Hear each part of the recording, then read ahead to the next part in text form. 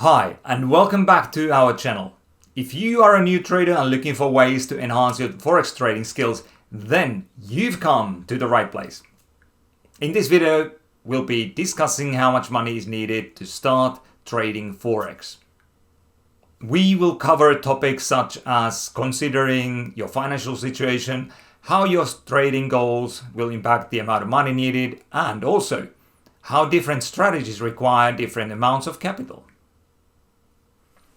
We'll also discuss why having a sound risk management plan is a must and why beginners are advised to learn first with smaller capital. And the best part? TIOmarkets makes it very easy for you to get started with minimum deposits from just $10. Subscribe to the channel and switch on the alerts to make sure you get to see all the future videos too. First of all, please do remember that we don't provide any investment advice and all the material is made available for educational and marketing purposes only. And please remember to subscribe to the channel. That would be a great help. Thank you. So what to consider? Here's the point one. Your personal financial situation needs to be considered carefully. This means you consider what's your income relative to your expenses and how much savings do you have. All this needs to be taken into account. And this is the key. This is the rule number one. You should only trade with the money that you can afford to lose. There's no point in trading with money that you are scared about. So this scared money trading is not going to be successful. There are people who even borrow money from somebody, and that usually leads only to trouble. The trading can't be successful if you have some emotional attachments, especially fear connected with the money. Then point number two, you need to take into account your trading goals when you decide how much capital you need.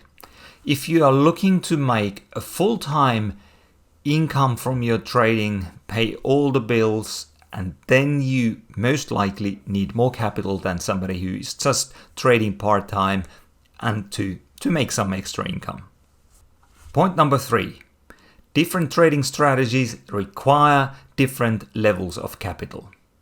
For example, a scalping strategy that takes quick trades with tight stops usually requires less capital compared to a swing trading or a trend following strategy. Swing traders and trend followers use, as a rule, wider stops than scalpers. And in a moment, I will give you some examples so that you can see with some charts what I'm actually referring to. And then point number four. It is important, this is actually the most important rule in trading. You need to have a sound risk management strategy so that you can protect your capital. If you ask any successful trader, they will tell you that they are more concerned about losses than concerned about winnings. So focus on your risk management plan and make sure it's really, really good. Now, a good strategy for managing risks includes understanding and defining or quantifying volatility. And then you can understand where to place stop loss orders, how far they need to be from your trade entries. And you also will understand how you can avoid over leveraging. Because if you don't have a risk management strategy, it's difficult to understand what leverage means to your trading strategy. Let's look at a chart example here. I want to show you exactly how I would go about placing stops and taking entries in a 4-hour time frame if I'm looking for swing trades. So basically, and obviously there's many different ways of doing this, but this is one possibility. And obviously before you try this out, I want you to try it out in a demo mode so that you can make sure you understand how this works. So basically I have marked here highs that the market has penetrated. So 3 of those. So when you have the market trending higher, and one good way of defining it is that you have the market moving higher above a moving average. This happens to be 14 period simple moving average. Now, when you have something like this in place here, the market is likely to move higher. It always doesn't move higher. Obviously, there'll be times when the market moves up and then starts to move down. But that's why you have the risk management in place. And this is what we're going to talk about now. So let's assume that you take a trade when the market moves above this high. Then you have the obvious question, where do you place the stop so that you do have limitation on the risk? Otherwise, your risk would be open-ended, and this is not exactly the way to run a trading business.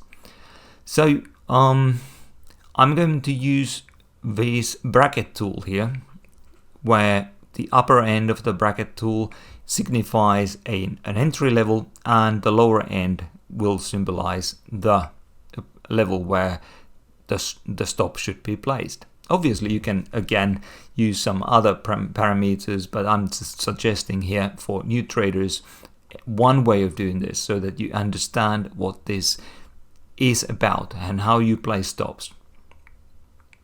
So let's assume that the entry happens roughly at 1.07. So then we need to think, where was the lowest low inside this range?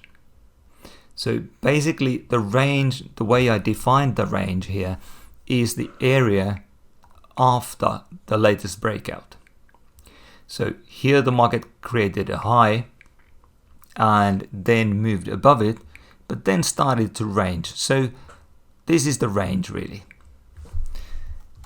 So I would place the stop below this low, and that means you have plenty of space between your entry and the stop level. So if the market retraces down here inside the range, you can give it some space to wobble about and then hopefully move higher. In this case, the retracement was really shallow, but the principle is here. So over here, the stop would be about 83 pips. Okay, let's move to the next breakout. So we have the market here moving above this high. So we have again a trade signal, and we need to think, where do we place the stop? As you can see, this retracement was quite shallow, so obviously the stop size will be smaller. So again, I'm assuming that the trade takes place somewhere above this recent high that was penetrated.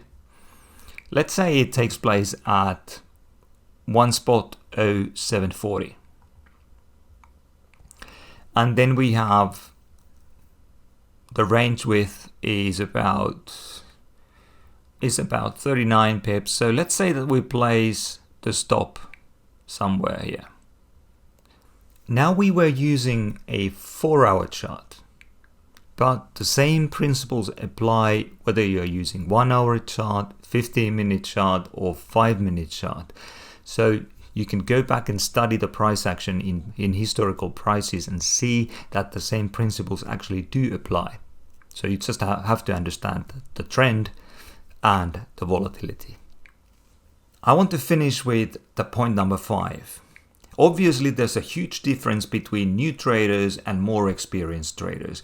Most of the time, new traders really don't know enough. They need more experience, they need more education, and therefore it makes sense that if you are a beginner, you are advised to start with smaller capital, and then you learn and gain experience in trading over the weeks and years and sometimes longer. But if you are studying diligently, you can learn so much so quickly. And if you trade using the demo account first and then move on to real trading, then you gain more experience and you can increase your capital and market exposure. Thank you for watching. I hope that you found this information helpful. If you are interested in learning more about Forex trading, then make sure to check out the other videos on the channel and the TIOmarkets.com website for more free educational content. Trade safe, see you soon on the next video.